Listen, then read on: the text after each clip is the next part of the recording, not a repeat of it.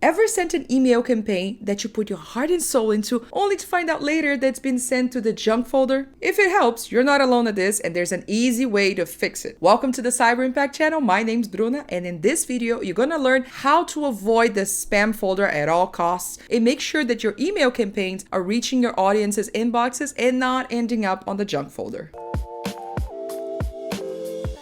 About 49% of the world email traffic is tagged as spam. Yeah, that's almost half. Doesn't mean all those emails are actually spam, but it means that people are tagging them as such, or they're being identified by the email service providers like Gmail and Yahoo that those emails are not something people want to receive. And if you're using email marketing to grow your business, which you should, after all, email marketing has one of the highest return of investments we've seen on the market so far. It has an average of $36 per dollar spent. That is very high. To make sure that your email marketing strategy is sound, I'm sharing with you today some best practices that have been tested and approved to make sure that your emails are reaching your audience's inboxes and not the junk folder. First thing you can do to make sure that your emails are reaching their destination is to learn about email authentication. Have you heard of SPF, DKIM, DMARC? No, those are not crypto new things you have to learn about. They stand for Sender Policy Framework, Domain Keys Identified Email, and Domain-Based Message Authentication Reporting and Conformance. Wow, that's huge. These are security protocols to make sure that your newsletter is safe and make you win some points with the ISPs, the Internet Service Providers. By following the security protocols, you're showing to the ISPs that your newsletter is trustworthy and reliable, and you're less likely to be sending unwanted stuff, aka spam, to people. In the description box below, you find some links explaining a little bit more about each protocol, how to make sure that you're following them, and if you're a Cyberimpact user, you can see some of our FAQs, and our customer success team is always there to help. Next on the list is to segment your audience and invest into personalization. Although we have a lot of strategies and best practices, there's no one size fits all in marketing. This is why it's important to get to know your audience so you can invest on segmentation and customization. Those are two different things. Let's break them down. Segmentation means you're organizing your audience into different groups. Those groups are generally based by immutable characteristics like demographics, age, gender, income level, location, or personal preferences. Then you can create journeys and scenarios for each group. Whereas personalization means creating a unique and personalized experience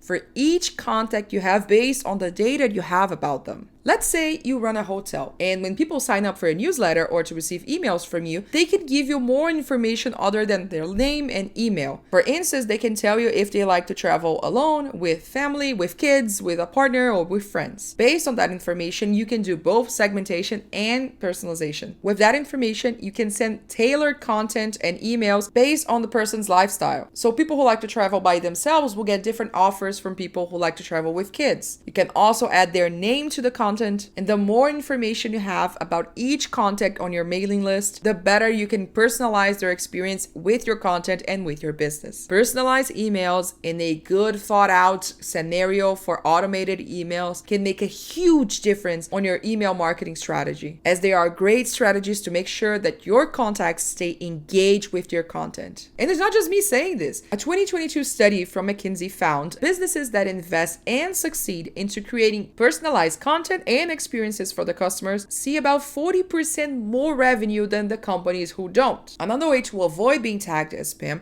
is to keep your sender's reputation in check. A sender's reputation is a score given to you by email service providers like Gmail, Outlook, Yahoo Mail to measure your reputation as a sender of emails. A high reputation means you're reliable and trustworthy and more likely to end up on people's inboxes, even if it's a new contact on your list. A low reputation means the opposite. You are a strange source of emails, and the email service providers are not very keen into making sure that your messages are reaching people's inboxes. And just like any other reputation, it takes time to build. If you just started a newsletter or open your website and your emails are going to spam, don't worry. It might be because it's a new domain or you're just starting out sending emails to people. However, if you've been sending emails for a while and your reputation is still not that high, something's wrong there. So take some time to assess if maybe your unsubscribe rate is high, because that means people are not enjoying what you're sending. Into the ESPs, that can mean that your content is not interesting and you might be sending spam. So you want to make sure that your list is healthy. A healthy list means a list of contacts that are interested and engaged on what they're receiving. A lot of things can influence your sender's reputation, like I said, your unsubscribe rate, your sending history, as well as your bounce rate and spam complaints. Spam complaints are when someone clicks and says, this is spam, I do not want to receive it. If you're using Cyberimpact as your email marketing solution, you can see the number of spam complaints in each email that you send. This can show you specifically which email campaigns are not working for your audience and make sure that you adjust before you keep going with your strategy. Also, everything that I'm sharing with you here on how not to be tagged as spam will have a positive impact on your sender's reputation. So make sure that you follow all these tips. And let's move on to the next one, which is one of my favorites to talk about: email sending frequency. Finding the right sending frequency can be tricky. And again, there's no one size fits all. Some industries, such as retail and consumer goods, might send an email per day or once every 2 days, but the same frequency might not work for other industries, which will go with one email per week or every 2 weeks. And some brands will send one email per year and disappear. It's like they're ghosting their own clients. What are you doing? So how do you find the right sending frequency for your business? Well, first, do some tests and don't be afraid to ask your audience how often they would like to receive emails from you. With the right tools on your email marketing solution, you can actually have different frequencies for different contacts. So some people might receive one email per week from you, others might receive 2 or 3 times a week. Find what works for you and your audience to make sure that your list is healthy and, most of all, engage with your email campaigns. A good email marketing strategy is not about volume, it's about quality. And the last strategy you should follow to make sure that your emails are not going to the junk folder: comply to anti-spam regulations. And this is not just a best practice, it's actually a legal requirement. If you're a Canada-based business like we are, you need to know about the Canadian Anti-Spam Law, or CASL. And if you have data from clients in Quebec, or if you're based in Quebec, like us as well, you need to follow the Law 25. Make sure that you learn about the federal and provincial anti-spam regulations that apply to your business. Again, you can find some articles in the description box where you find more information on this, especially on the CASL and Quebec's Law 25. And before choosing an email marketing software, make sure that you understand all the regulation and what is required from you. And this is something you have to think about before you start sending your emails, even before you choose your email marketing solution, because you have to make sure that you know everything that you must, and that the software you choose also understands about these regulations and provides you with the tools to follow all of them. Here at Cyberimpact, our customer success team is always up to date with the latest regulations and news. When it comes to the impact of these regulations on your email marketing strategy, our customer success team here at Cyberimpact is always happy to help in English and French. And there you have it. That is your roadmap to staying clear from the spam folder, boosting your sender's reputation, and one step closer to email marketing success. Don't forget to check the links in the description box below and reach out to us if you have any questions. Again, my name's Bruna, this is the Cyberimpact channel,